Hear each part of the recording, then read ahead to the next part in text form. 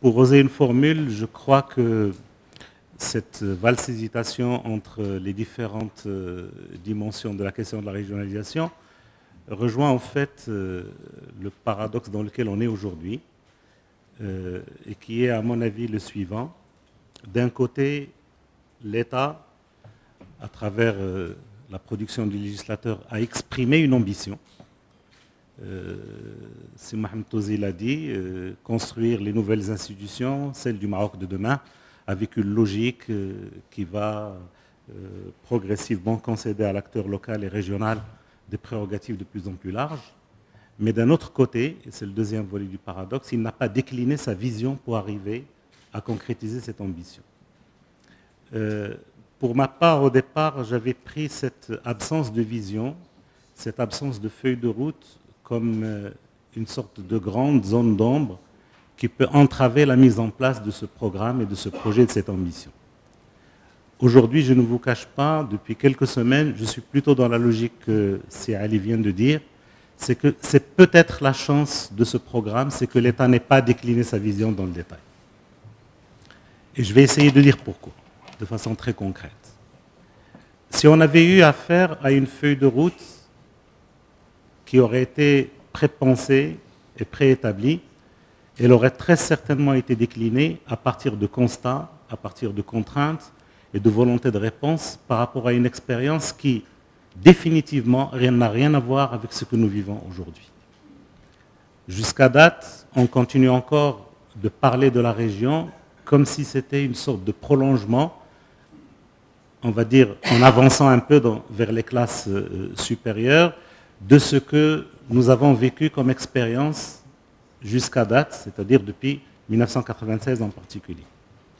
Or, je pense que quand on revient à la fois à ce que le texte de la Constitution exprime, quand on revient aussi à ce qui transparaît en filigrane à travers la loi qui organise la région, on sent qu'il y a quelque chose de radicalement nouveau qui est proposé et que dans ce qui est proposé, il y a une ambition et un horizon, mais maintenant pour y accéder, il va falloir trouver tous les chemins qui se proposent et je crois que dans ces chemins-là, et j'en suis convaincu, je rejoins le point de vue d'Ali sur ça, effectivement, les élus, ceux qui ont la responsabilité de cette expérience de premier établissement, ont un rôle absolument déterminant à jouer.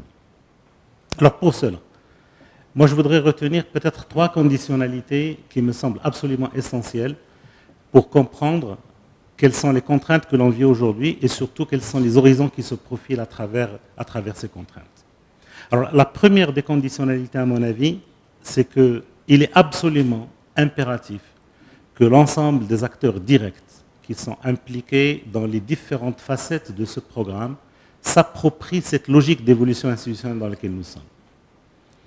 Je ne crois pas aujourd'hui que la question, ça soit simplement de ramener une dynamique aussi complexe à une confrontation entre des prérogatives entre un wali et un président ou entre un État central et des démembrements de cet État au niveau de la région.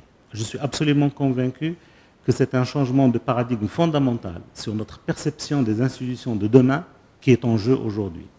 C'est les acteurs directs de ce processus, depuis l'État central jusqu'aux acteurs qui officient à l'échelon le plus bas de l'administration, jusqu'aux élus, y compris dans les structures infrarégionales, ne s'approprient pas cette logique de recentrage de la décision, cette logique de rapport totalement nouveau à construire entre l'État et les démembrements territoriaux de l'État.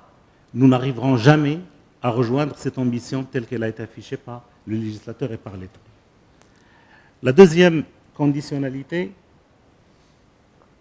va dépendre de notre capacité à saisir et à interpréter, dans le meilleur de ce qu'elle peut apporter, l'ensemble des dynamiques sourdes qui aujourd'hui existent au niveau des territoires. Et je vais en retenir 3, parce qu'il me semble aujourd'hui celle qui s'exprime avec le plus de force et qui va conditionner la façon dont on va gérer ensemble tout ce processus.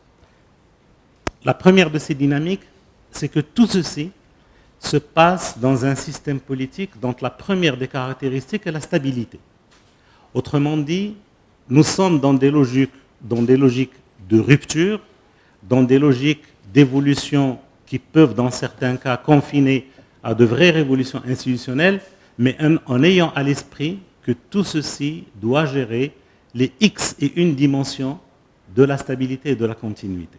Et c'est une donnée absolument majeure à comprendre pour savoir que demain, les personnels politiques qui vont avoir à gérer ces dynamiques vont avoir à dealer à la fois avec une logique d'évolution accélérée, mais en même temps avec une logique de préservation des acquis dans un sens de continuité, dans un sens de construction et de sédimentation qui s'opère sur des décades et sur des générations.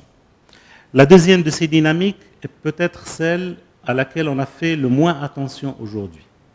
Quand on prend la région que j'ai le privilège de présider aujourd'hui, l'instance délibérante qui est le Conseil a connu un renouvellement de 70% de ses effectifs.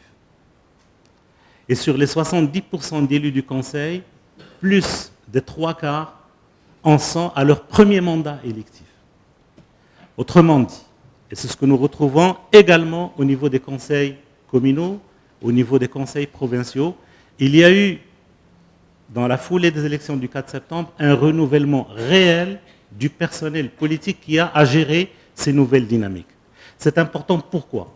Parce que si on saisit cette dimension, si on comprend que nous avons affaire à des gens qui ne sont peut-être pas comptables d'une expérience antérieure, mais qui probablement n'ont pas encore intériorisé toutes les contraintes et toutes les dimensions de la dynamique en cours, vont probablement soit commettre les erreurs du passé, soit ne pas avoir les ambitions à l'échelle de ce qui est leur prérogative territoriale pour marquer véritablement cette rupture dont on a besoin pour construire cet édifice nouveau.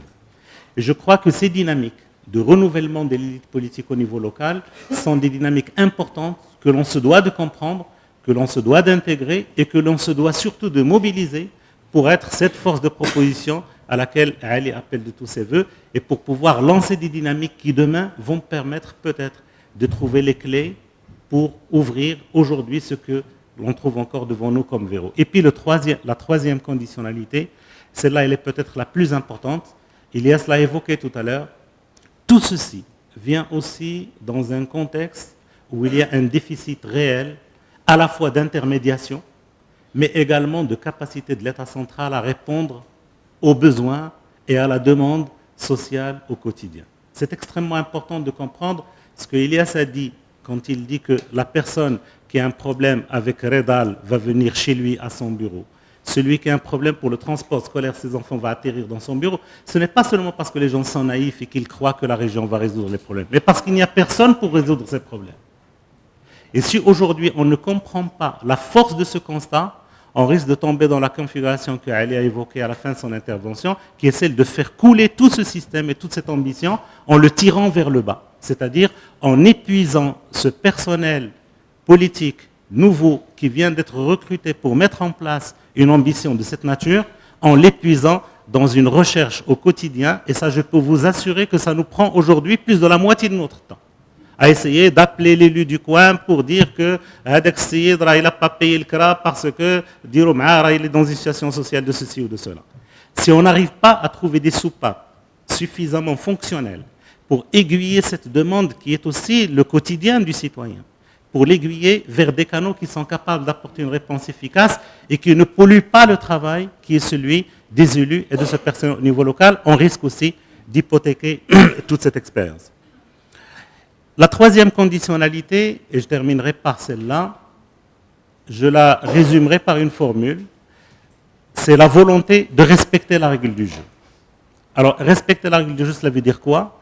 Cela veut dire que derrière aussi cette construction nouvelle, il y a une redéfinition des rôles. Quand on parle aujourd'hui de blocage du processus de déconcentration, il n'y a pas que la volonté de l'État qui est en jeu pour dire qu'elle ne veut pas déléguer à celui qui agit au niveau local en son nom par rapport à des prérogatives qui concernent un secteur. Il y a aussi des enjeux d'intérêt. Il y a aussi des enjeux liés à des ambitions personnelles, à des ambitions corporatistes, à des ambitions de secteur. Et ce n'est pas seulement valable pour l'État. C'est également le cas pour les acteurs de la société civile. C'est également le cas pour des acteurs de l'entreprise et du monde de l'économie. Et c'est des choses contre lesquelles on bute aujourd'hui au quotidien. Chaque fois que je me suis réuni avec des opérateurs économiques sur un secteur, c'est d'abord le carnet de doléances vis-à-vis de l'État qui apparaît. L'État n'a pas fait ceci, ils n'ont pas amené le transport aérien, ils n'ont pas amené l'autoroute là, ils n'ont pas construit l'hôpital de ceci. Et quand vous posez la question, d'accord, nous allons construire des choses ensemble, affichons une feuille de route dans laquelle l'État est un acteur parmi d'autres.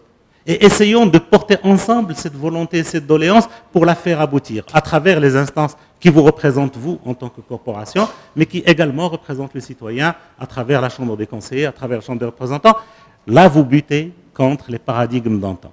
C'est-à-dire que l'État a bon dos aujourd'hui par rapport à des acteurs régionaux qui disent tous les déficits sont à mettre à son actif ou à son passif et tout ce qui se réalise de bien, c'est nous qui l'avons supporté. Et je crois que là encore, c'est des changements de paradigme majeurs. Si on n'agit pas de façon suffisamment volontariste pour pouvoir les transcender, si on n'outille pas les acteurs au niveau régional, et là je ne parle pas seulement du personnel élu, mais également de tous ceux qui représentent et qui incarnent l'État dans ses démembrements les plus éloignés, de tous ceux qui incarnent aujourd'hui les volontés des corporations, je crois que cette construction, je ne dis pas qu'elle va être bloquée. Je suis convaincu, comme l'a dit Ilyes, que nous n'avons absolument aucune raison de rater ce chantier. Mais on pourra le réussir dans 6 ans, ou alors on mettra encore 20 ans avant de le voir aboutir. Merci.